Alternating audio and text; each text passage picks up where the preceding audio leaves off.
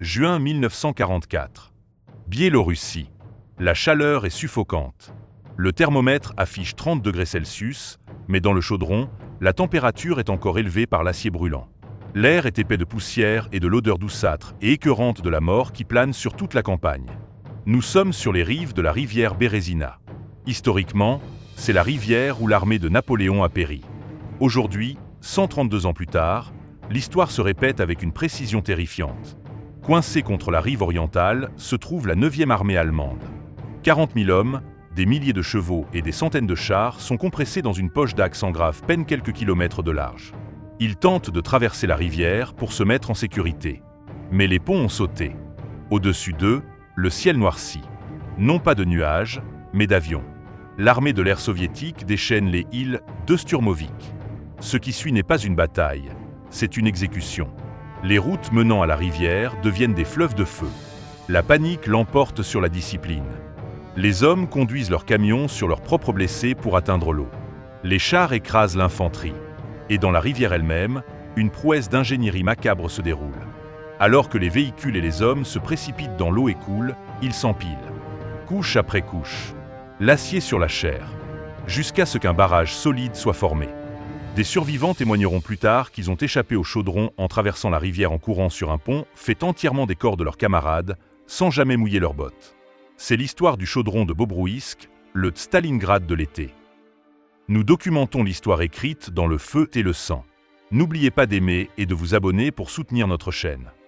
22 juin 1944. C'était le 3e anniversaire de l'invasion allemande de l'Union soviétique.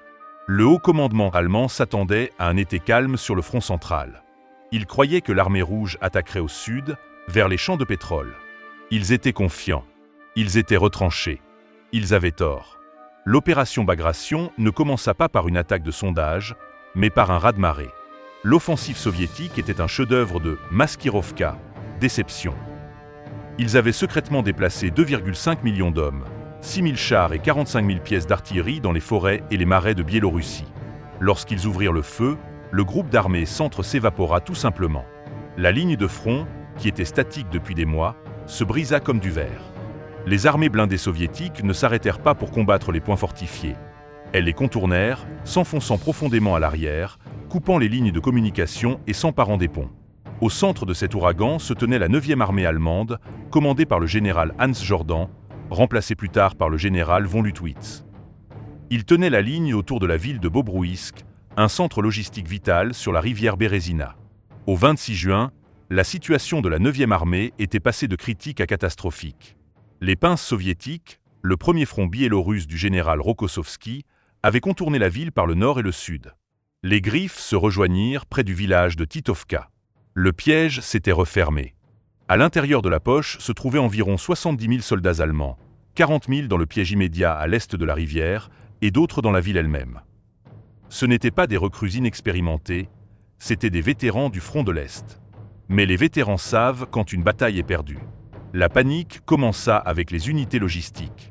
Lorsque les chars soviétiques apparurent dans les zones arrières, les colonnes de ravitaillement firent demi-tour et s'enfuirent vers l'ouest. Mais les routes étaient d'étroits chemins de terre, surélevés au-dessus des marais environnants. Lorsqu'un camion tombait en panne ou était touché par une mine de partisans, toute la colonne s'arrêtait. La poussière était un ennemi majeur. L'été 1944 était sec. Le mouvement de milliers de véhicules soulevait d'énormes nuages de poussière blanche qui planaient sur le chaudron, marquant la cible pour chaque artilleur soviétique dans un rayon de 30 km. Le général Aman, commandant de Bobrouïsk, tenta d'organiser une défense. Il déclara la ville Festung, forteresse. Mais une forteresse a besoin de murs, et Bobrouïsk était une ville de maisons en bois.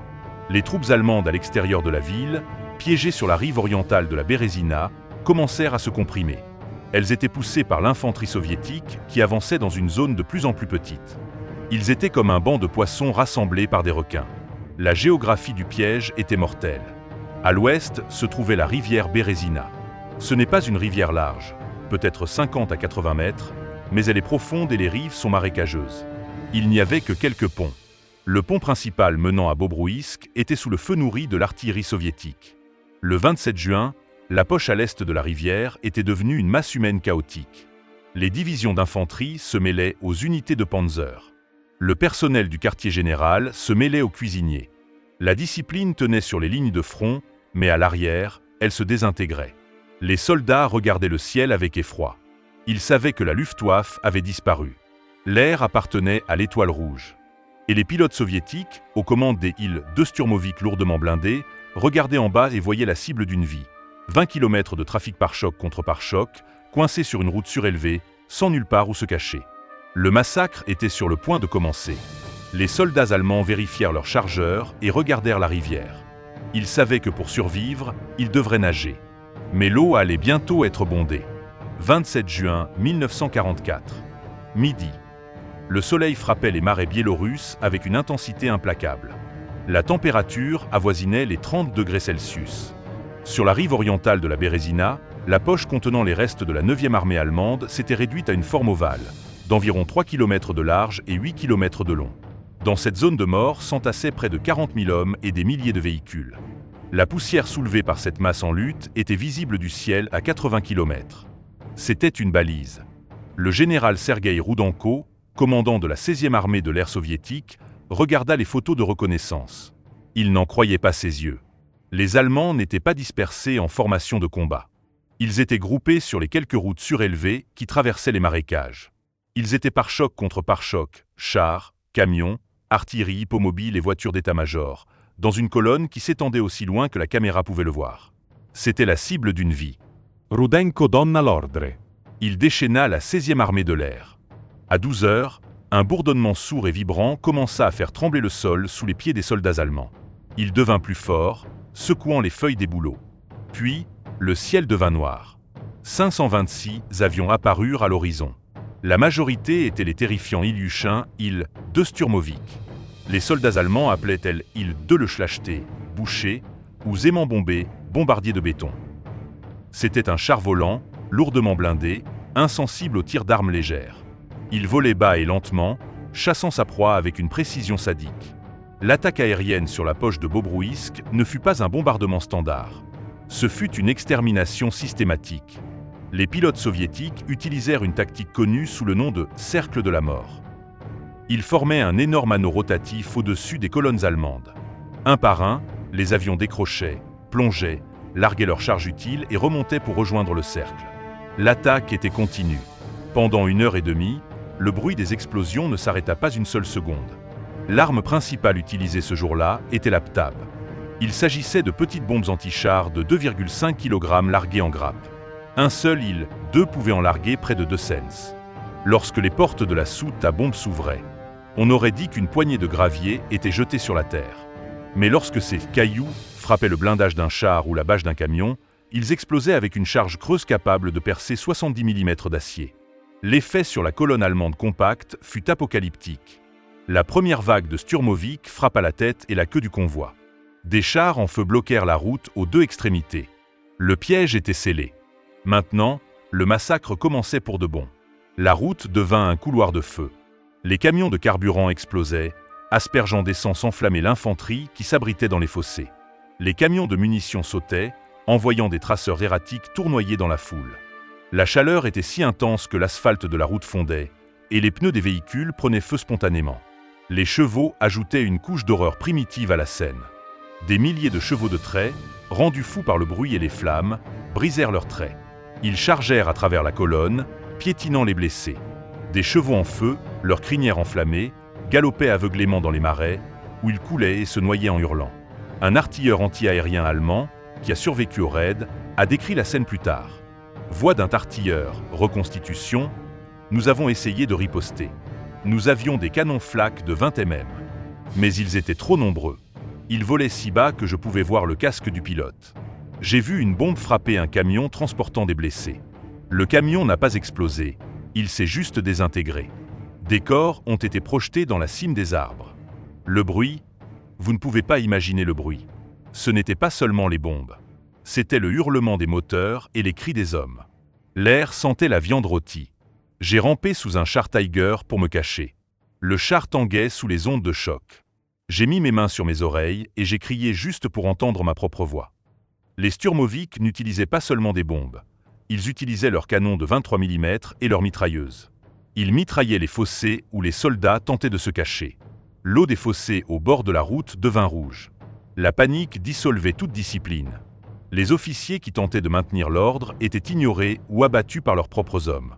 Les conducteurs de chars lourds, désespérés d'échapper au feu, roulaient simplement sur les véhicules plus petits bloquant leur chemin. Ils écrasaient les voitures, les chariots et les blessés gisant sur la route. Les chenilles des panzers étaient glissantes de sang et d'huile. À 13h30, le raid aérien prit fin. Les avions soviétiques, à court de munitions, retournèrent à la base. Le silence qui suivit était lourd et suffocant. La route n'était plus une route. C'était une case de 20 km de long faite de métal tordu et de chair calcinée. Les survivants émergèrent de la boue comme des zombies. Ils étaient couverts de suie. Beaucoup étaient assourdis, du sang coulait de leurs oreilles. Ils regardèrent la dévastation et réalisèrent que leurs véhicules avaient disparu. Leurs vivres avaient disparu. Leurs armes lourdes avaient disparu. Mais les forces terrestres soviétiques se rapprochaient. Le grondement des chars T-34 pouvait être entendu approchant de l'est. La seule issue était l'ouest, de l'autre côté de la rivière. Le général Aman, piégé dans la ville de Bobruisk, envoya un message radio « Forcez le passage. Traversez la rivière. Sauvez-vous ». La foule de 40 000 survivants tourna le dos à la colonne en feu et regarda vers la Bérésina. Il n'y avait plus de pont debout. La rivière était large, le courant était fort et l'eau attendait. Le Stalingrad de l'été était sur le point de passer du feu à l'eau. 28 juin 1944. La rivière Bérésina coule paresseusement à travers les marais biélorusses. Ce n'est pas une rivière large, peut-être 60 à 80 mètres de travers, mais le courant est trompeur et le fond est fait de boue molle et aspirante. 132 ans plus tôt, en 1812, la grande armée de Napoléon était morte ici, gelant dans l'eau hivernale. Maintenant, la 9e armée allemande était sur le point de mourir dans la chaleur de l'été. En fin d'après-midi, les survivants de la frappe aérienne avaient atteint la rive orientale. La scène était celle d'un chaos absolu. 40 000 hommes, poussés par la terreur des chars soviétiques se refermant derrière eux, convergeaient vers les quelques points de passage près du village de Titovka. Les ponts avaient disparu. Ils avaient été dynamités par les partisans, détruits par les bombardiers soviétiques ou brûlés férocement. Les ingénieurs allemands, les pionniers, tentèrent désespérément de construire des ponts flottants sous le feu. Mais l'artillerie soviétique avait la portée. Chaque fois qu'une section de ponton était poussée à l'eau, elle était déchiquetée par des obus de mortier. Les ingénieurs mouraient dans l'eau, leurs outils coulant avec eux. La panique, qui n'avait été qu'une étincelle sur la route, devint alors un feu de forêt. Les conducteurs des véhicules lourds, les autochenilles, les tracteurs d'artillerie et les quelques chars restants perdirent la raison. Ils voyaient l'eau. Ils voyaient la rive opposée, qui représentait la sécurité. Ils croyaient que le simple élan de leur machine pourrait les porter de l'autre côté. Ils conduisirent leur véhicule droit dans la rivière. Les premiers camions coulèrent immédiatement, l'eau inondant leur cabine, noyant les blessés piégés à l'arrière. Mais les véhicules derrière eux ne s'arrêtèrent pas. Ils roulèrent sur les toits des camions coulés. Ils utilisèrent les épaves comme une rampe. Un projet d'ingénierie monstrueux et chaotique commença. Il ne fut pas construit avec de l'acier et du béton, il fut construit avec de la destruction. Les soldats poussaient les voitures à l'eau. Ils faisaient rouler les pièces d'artillerie lourdes le long des berges. Ils abattirent les chevaux restants et poussèrent leurs carcasses dans le courant pour créer du volume. Et puis, les chars arrivèrent. Un Panzer IV, pesant 25 tonnes, dévala la berge boueuse. Il écrasa un chariot rempli de réfugiés. Il roula sur les hommes hurlants qui se débattaient dans la boue. Il entra dans la rivière, grimpa sur un camion submergé, puis cala, devenant une île d'acier au milieu du courant. Puis un autre char roula dessus. Et un autre. Lentement, de manière horrifiante, un barrage commença à se former. C'était un déversoir fait de métal tordu, de pneus en caoutchouc, de chair de cheval et de corps humains. Le débit de la Bérésina était en fait restreint par la masse pure des débris. L'eau devint d'un brun sombre et opaque, tourbillonnant avec des traînées rouges et des nappes d'huile arc-en-ciel. L'infanterie, dépouillée de ses armes et de ses casques, commença à traverser. Ils ne nageaient pas. Ils escaladaient. Ils sautaient du toit d'un camion à la tourelle d'un char submergé, glissant sur le métal humide. Ils marchaient sur les corps gonflés des chevaux. Ils marchaient sur le dos de leurs camarades noyés. Un officier d'état-major allemand, le major von Normand, a consigné la scène dans un rapport qui a miraculeusement survécu. C'était une vision de fin du monde. Les hommes se comportaient comme des rats dans un seau. J'ai vu un soldat battre un autre homme à mort avec sa botte juste pour prendre sa place sur une bûche flottante. L'eau bouillonnait de balles. Les Russes avaient installé des mitrailleuses sur les hauteurs derrière nous. Ils tiraient dans le dos des nageurs. La rivière était engorgée. On pouvait presque traverser à pied sec sur les piles de morts. La 65e armée soviétique avait atteint les hauteurs orientales. Ils regardèrent en bas dans la vallée de la rivière et virent la masse chaotique. Ils n'avaient pas besoin de manœuvrer. Ils alignèrent simplement leurs chars et tirèrent des obus explosifs dans la foule. L'éclaboussure des obus soulevait des panaches d'eau mêlés à des parties de corps. Les hommes qui nageaient étaient tués par le choc hydrostatique. Ceux qui s'accrochaient aux épaves étaient balayés par les éclats d'obus. Au milieu de la rivière, parmi les cris et les explosions, un silence étrange descendait parfois sur des hommes individuels. Ils s'arrêtaient simplement de bouger. L'épuisement, le choc et le poids pur de leurs uniformes gorgés d'eau les tiraient vers le fond. Ils glissaient sous la surface sans un bruit, rejoignant les fondations du pont. La chaleur était oppressante. Le soleil cuisait la boue. Des nuées de mouches, des millions d'entre elles, descendirent sur la rive, se régalant des plaies ouvertes des vivants et des morts. L'odeur était insupportable, un mélange de gaz des marais, de métal chaud et de sang. Le général von Lüttwitz, commandant le 35e corps, tentait de maintenir un semblant d'ordre. Il se tenait sur la rive, pistolet à la main, essayant de diriger la circulation. Mais il était ignoré. Le grade n'avait aucune signification ici. Un colonel ne valait pas mieux qu'un simple soldat. Tous deux n'étaient que de la viande attendant d'être traités. Certains hommes essayaient de flotter sur des chambres à air gonflé. D'autres s'accrochaient à des jerrycans de carburant vide. Mais le courant était traître. Il les balayait en aval, loin du point de passage, dans les bras des patrouilles soviétiques qui attendaient sur la rive sud. Alors que le soir approchait, le pont des morts était presque terminé. C'était une structure tremblante et mouvante de misère. Les hommes rampaient à quatre pattes sur le métal, glissant des chars submergés. Ils poussaient les corps des morts hors du chemin pour trouver une prise. Ceux qui atteignaient la rive occidentale s'effondraient dans la boue, haletant pour chercher de l'air, vomissant l'eau de la rivière. Mais ils n'étaient pas en sécurité. La ville de Bobrouïsk, leur destination, était maintenant un piège en feu. Les Soviétiques avaient encerclé la ville elle-même. Les survivants de la traversée de la rivière avaient simplement bougé d'un cercle de l'enfer à un autre. Mais derrière eux, la Bérézina continuait de couler, ralentie mais pas arrêtée par le barrage de la 9e armée. La rivière qui avait réclamé la grande armée de Napoléon avait maintenant réclamé celle d'Hitler. L'eau passait sur les tourelles des chars, cachant les visages des hommes piégés à l'intérieur, les scellant dans leur tombe d'acier pour toujours. 28 juin 1944. Les survivants de la traversée de la Bérézina trébuchèrent dans la ville de Bobrouïsk. Ils pensaient avoir atteint un sanctuaire. Ils avaient tort. Ils étaient simplement passés de la poêle à frire au feu. Bobrouïsk était une Festeplatz, place fortifiée, selon les cartes d'Hitler.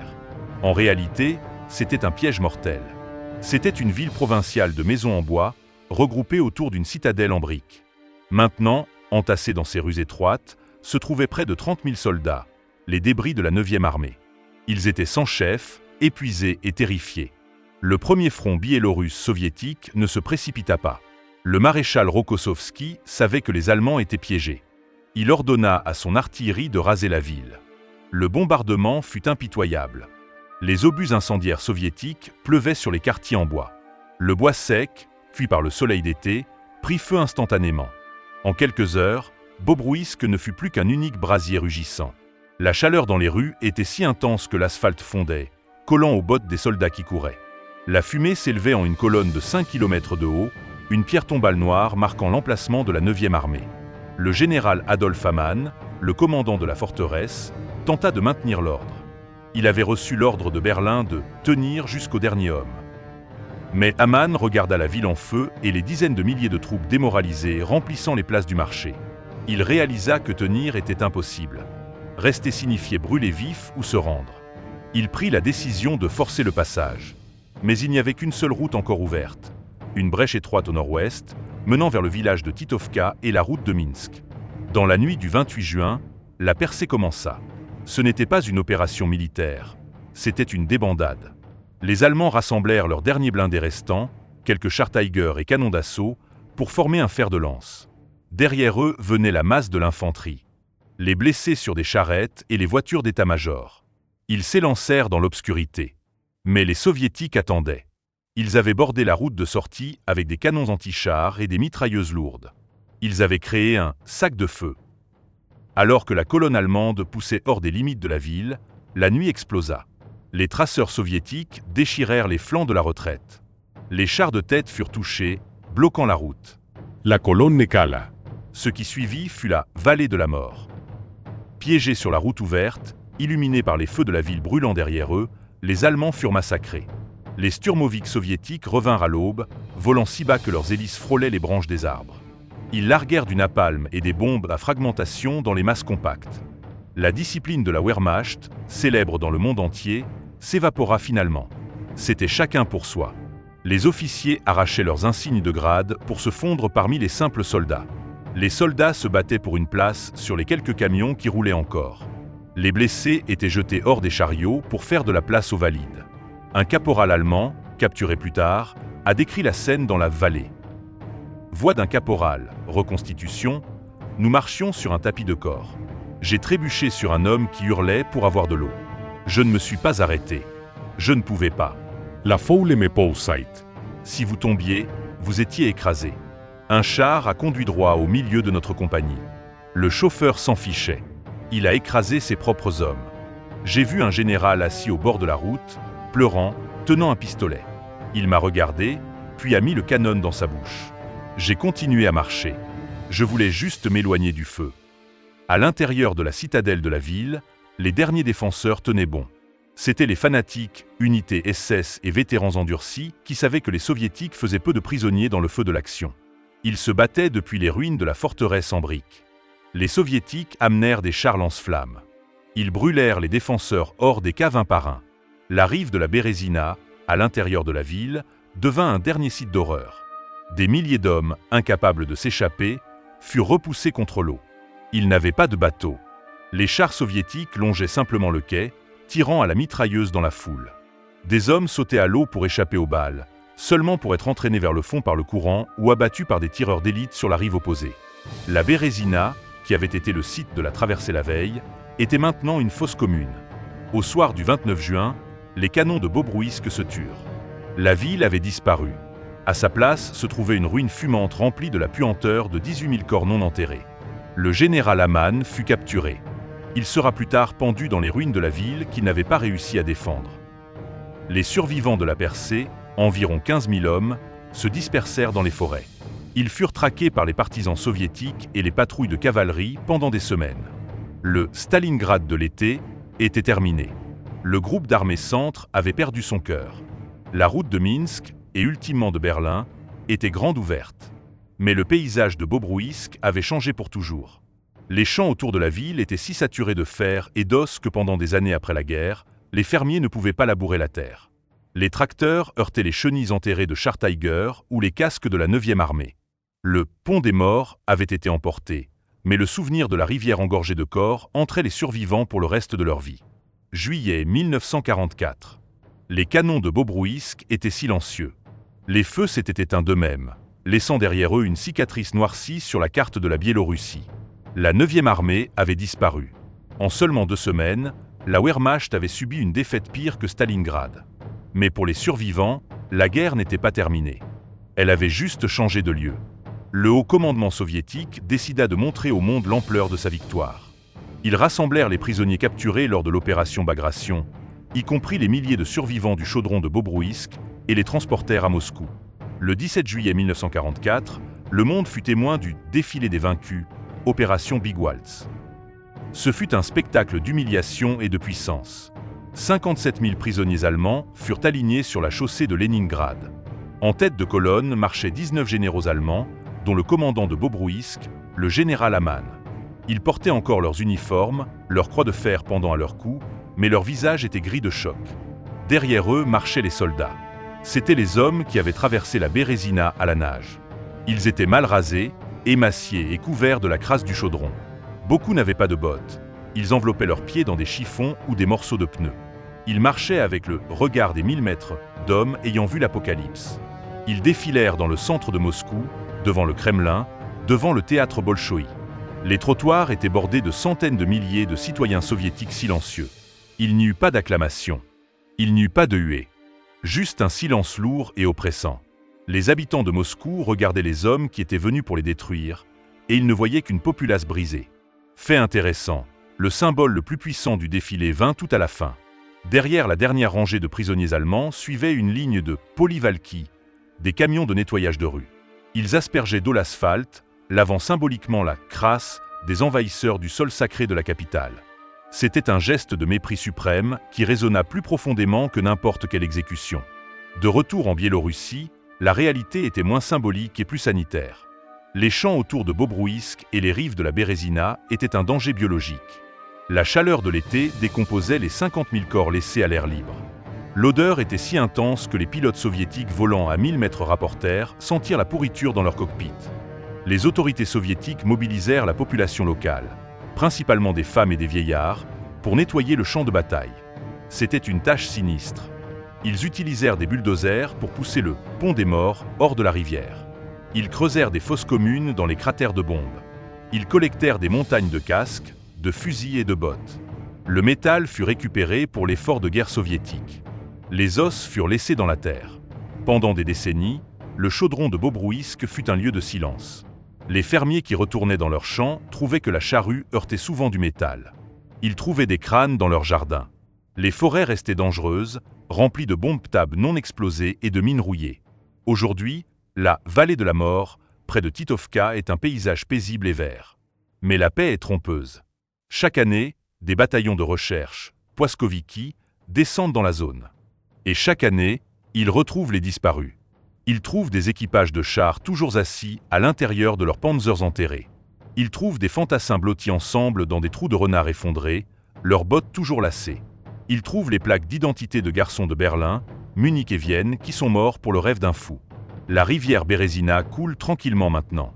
Les pêcheurs s'assoient sur les rives où, il y a 80 ans, des hommes se sont battus à mort pour un morceau de bois flottant. Mais parfois, lorsque le niveau de l'eau baisse lors d'un été sec, la rivière rend ses fantômes. Une tourelle rouillée, une mitrailleuse ou un os humain s'échoue sur le sable. Rappel du jour où la rivière est devenue un barrage de chair. La destruction du groupe d'armées Centre fut le début de la fin pour le Troisième Reich. Elle ouvrit la route de Berlin. Mais le coup de cette route fut pavé des corps de la 9e armée, laissés derrière dans la chaleur et la poussière du chaudron de Bobrouïsk.